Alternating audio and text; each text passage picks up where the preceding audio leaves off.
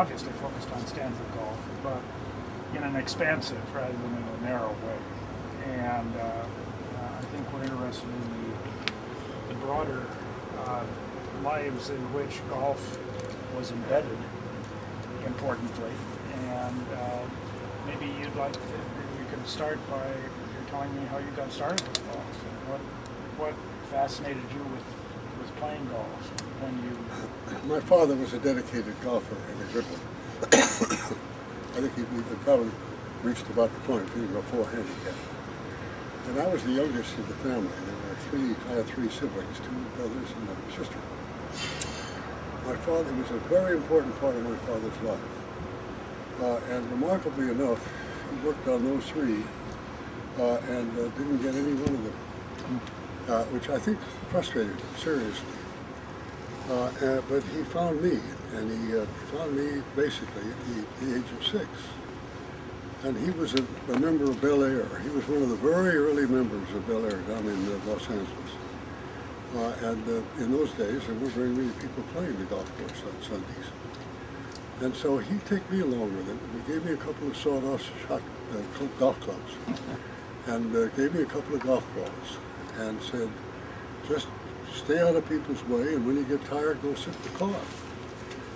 And he then would have his game, and many hours later, having been back and forth to the car maybe 4 or 5 times at least, he'd turn up and we'd head for home.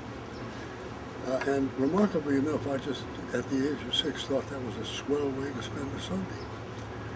And there's no question but that my own perceptions of how much the game had contributed to his life was an added factor that made the game truly attractive. But, you know, there's fundamental attraction in it, isn't there? Once you get one airborne, particularly if it goes somewhere where you think it's going to go, something very, very useful happens. So we went from there. He was experienced in the process enough so that he realized that he had hooked me. So what he did was to make it a reward for performance, scholastic and otherwise, and he would evaluate how I performed in the interims, and if I had performed effectively, I got to play. And that was, of course, an additional incentive, which I think had something to do, for certain, with regard to my understanding of the efficacy of effective performance. He then got me in a posture where I could caddy for him, and that was a very, very defining experience for me.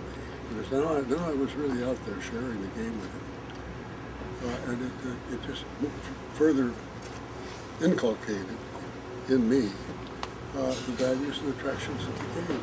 There was, of course, the other element that was really important. This was my father, and he and I had a very, very effective relationship. What was your father's profession?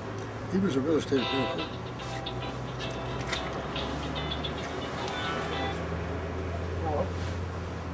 Yeah, hi.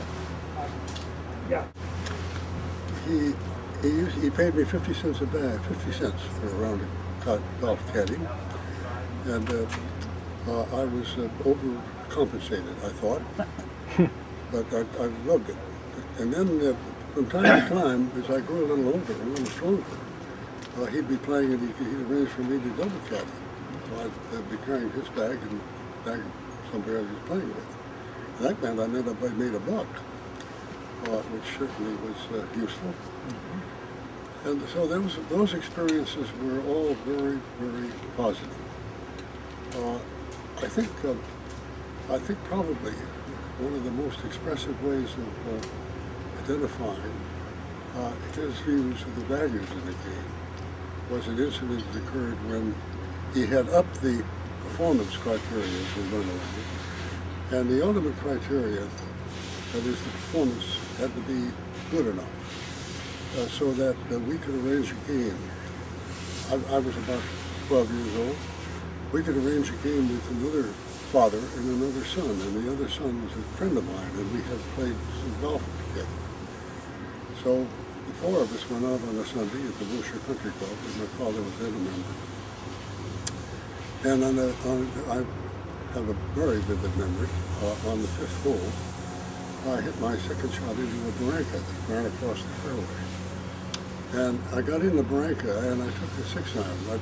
I had about 5 clubs, and one of them was a 6-iron, and they were all equally shafted. And I took a swing at the 6-iron, and the thing caught the top of the bank and came back. And I was about from near to you from the bank, and I, in a state of frustration, I threw the club, and it bounced off the bank and came back to me. So I extricated the ball, laid on down as we were walking up toward the green. My father suddenly appeared just alongside me, and he very quietly said, "You will not say anything to anybody. You will pick up your ball, go back to the clubhouse, and you will sit down in front back of the 18th green, and you stay there until you're told what to do next." So I picked up my ball, I went back. Wilshire had 2 9-holes on each side of one on each side of Beverly Boulevard. And this was on the north side, so when they came through on the 9th, I saw them, and I saw them playing the 16th. So they came down toward the clubhouse, and so I played the 18th. They went into the clubhouse, and I sat there. And it got dark.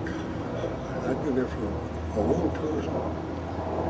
And the steward came out of the locker room, and he said, "Your father says you can now go sit in the car."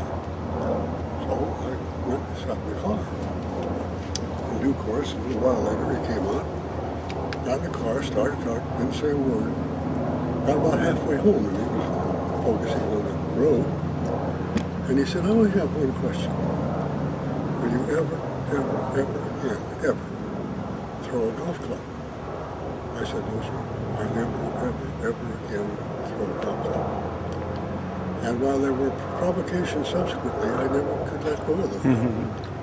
But though, for me at any rate, it told me a lot about his values with regard to how you conducted yourself. It was a very, very valuable lesson. And so it went. And he encouraged me in all the ways that he could encourage me, but he made it a discipline rather than a picnic. Did you have a teacher? No. In your early No, stages? I just observed. No. And mostly observed him, but observed. And I got to be pretty good as a youngster. Certainly good enough so that, boy, I loved to play. Oh. And there was a couple of summers where, I now don't remember why, but I had access to the golf course. And there were a group of us, about 6 kids about my age. And again, in those days, the courses weren't particularly crowded. And we, particularly during the week, and we would frequently play successively, at least 54 holes a day. And more if we could get it in. So there was a community of us that had a lot to do for me in terms of how I related to the game. So it was mostly play, not practice as we think of going down to the range and hitting a bucket of balls. No, Almost. I don't really, until I got well into my teens, I don't really remember ever being on a practice range. So that got all of the foundations firmly laid. And as I now look back on a life that has been so inexpressibly enriched by my involvement with and in the game, it strikes me as the most effective legacy he possibly could have given.